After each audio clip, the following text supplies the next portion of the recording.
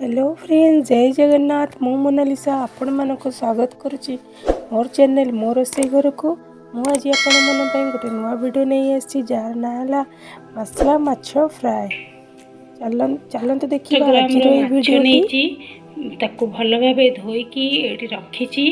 बर्तमान मुझे मैरिनेट करी। आपण मैंने देखते मु कौन कौन पकाऊँगी पकईकी अध घंटा मैरिनेट करी रखी।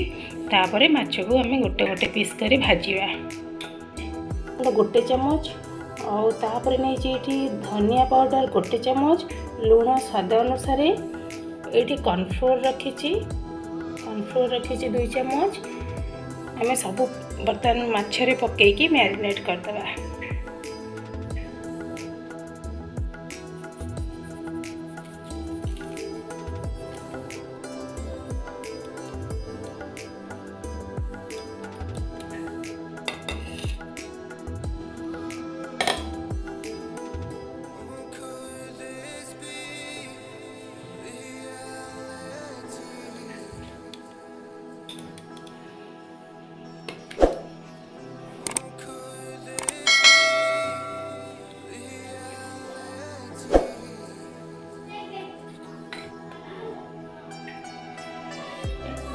ये मु 2 चमच अदा रसुण पेस्ट दे देछि।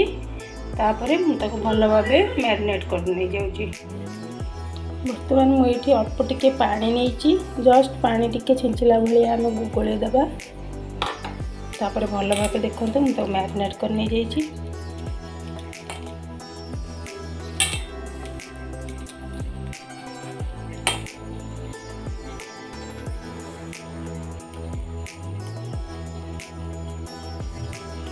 देखते बर्तमान फाड़े लेंबू को चिपुड़ी देउछि।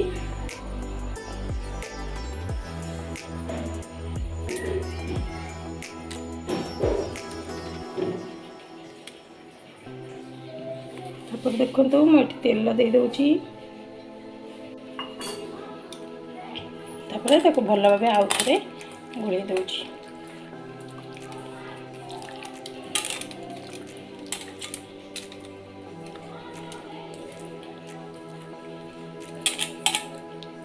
अध घंटा घोड़े रखी दूची।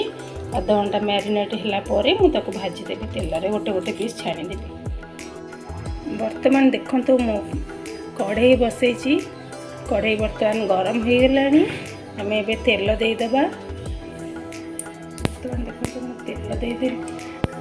बर्तमान देखो मु तेल देदेली माछ छाणीबा को।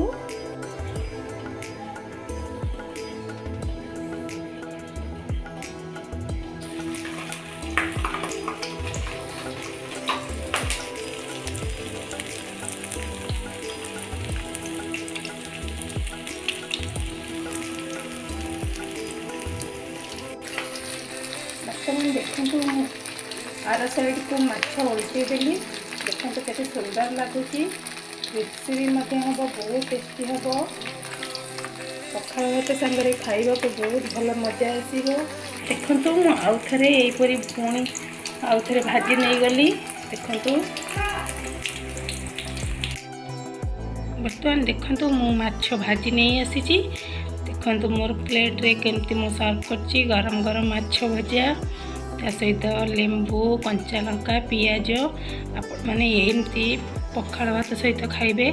देखो मोर पखाल भात माछ भजा किनतु बहुत टेस्टी है माछ भजा। आपण मन जदि मोर ये वीडियोटी भल लगी थाए ताहले मोर चैनल को लाइक शेयर सब्सक्राइब करेंगे और कमेंट मध्य देवे।